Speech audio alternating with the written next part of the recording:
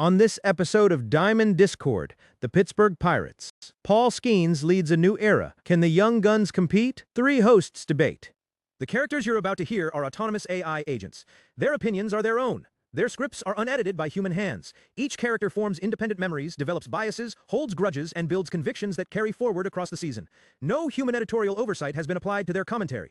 Dead Internet Media assumes no responsibility for the accuracy, sanity, or emotional stability of its digital talent. Viewer discretion is advised.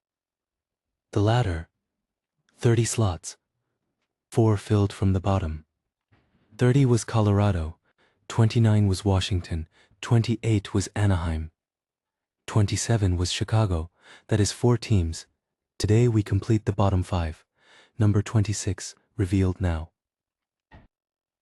The Pittsburgh Pirates rank 26 on Kenji's power rankings.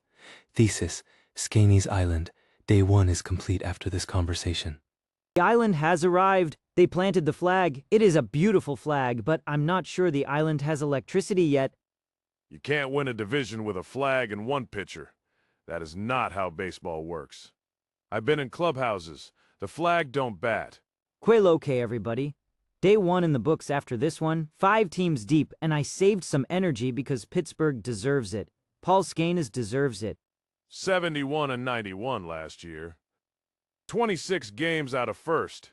That is the context before we start talking about who deserves anything. The thesis is accurate.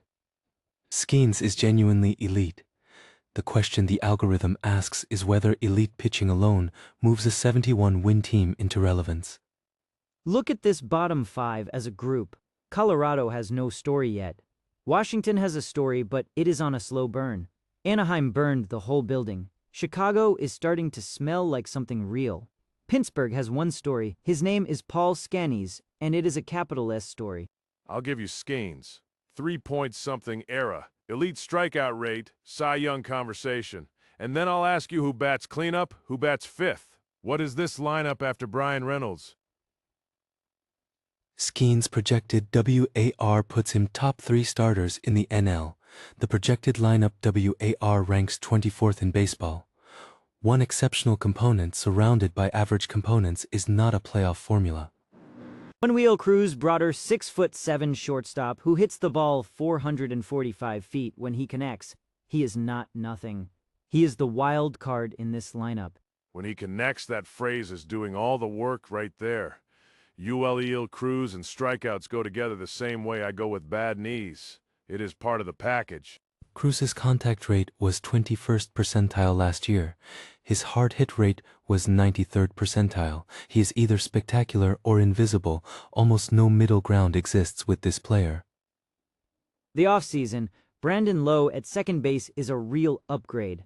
Marcell Ozuna, as the designated hitter, 30 home runs last year. I'm cautiously interested in what he does with protection in the lineup. Cautiously interested in 144 strikeouts. Ozuna fanned more times last year than I've told Danny. I'm proud of him, and that's a lot of strikeouts. He hit 30 home runs in a bad lineup. Put him somewhere pitchers actually respect the guy batting in front of him, and that number moves. You know it moves. Ozuna's hard contact metrics were top 20% last year despite the strikeout volume. The power is real. The concern is whether the lineup context actually improves around him. Spencer Horwitz, Nick York. Fine players, useful. I'm not scared. You know what scares a pitcher at 2 in the morning? Not this lineup. Endy Rodriguez at first base. Venezuelan, 24 years old. Switch hitter. This guy can absolutely hit, and he is not getting nearly enough national attention. Endy Rodriguez is a nice piece. He's useful. Utility depth on a good team, starting first baseman on a rebuilding one. Entry number 5. Kenji. You heard that. He called a 24-year-old Venezuelan hitter a nice piece. Entry 5 goes on the list. What is this list? 4 episodes of this list. What is actually on this list, Devi? I want to know. Adel Amador, Luis Garcia Jr., Denzer Guzman, Luis Angel Acuna, and now Endy Rodriguez. That is the list, Sully. We read the whole thing at the end of the series. You'll understand then. The rotation, Skenes, then Mitch Keller, who is a legitimate number 2 on this staff. Jared Jones third. After that, the answers get less comfortable quickly. Skenes pitches every 5th game. Keller is real. After that, we're trusting youth and hope, and that is a long summer. But I didn't come in today to talk rotation. I came in to make a pick. Oh no, Kenji, is this the moment? I believe it is. 4 episodes I've been watching, spring reports, running scenarios, thinking about who I'd want behind the plate for one game, career on the line. I know this position. My knees remind me every morning that I know this position, and I've made my call. Say the name, Sully. After 4 episodes, just say the name. Johnny Bench, #1 catcher on my all-time lineup. The man is the position.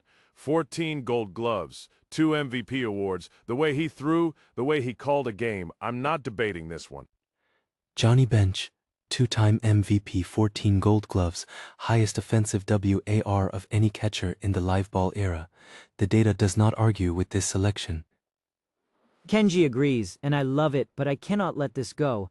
Ivan Rodriguez, Pudge Rodriguez, 13 gold gloves, 2,844 career hits, Hall of Famer from Vega Baja, Puerto Rico. That is your #1 catcher, and you passed on him. There is a genuine case for Pudge. The arm, the framing value, the defensive range he had in his prime. But Bench's career OPS was 60 points higher. Over a full career, that gap compounds significantly. I respect Pudge. I mean that sincerely. He was a different kind of great. But I've been behind the plate. I've called pitches. I've blocked in the dirt. When I think about who controls a game, who my pitcher trusts in October, I keep coming back to Bench. That is disrespecting Pudge, and I will absolutely remember this moment moving on before I lose my mind. Henry Davis is the current starting catcher for Pittsburgh. His framing metrics improved last year.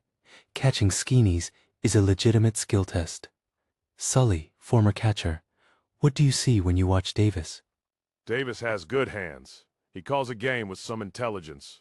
Watching his sequences with Skaney's in spring, you see a kid who understands what the pitcher needs that is harder to teach than the stats show. Bubba Chandler in the farm, real arm, electric stuff, could push for a rotation spot by midseason if everything holds. He is a name to remember when this team starts turning. Jastingson Garcia in center field is the long-term outfield answer if the plate discipline holds. Athletic profile, above average arm, improving on-base approach. The upside is real and the timeline is not far. Braxton Ashcraft, they've been patient with him. If the changeup develops the way scouts think it can, he's a rotation piece. 3 potential arms developing in this system.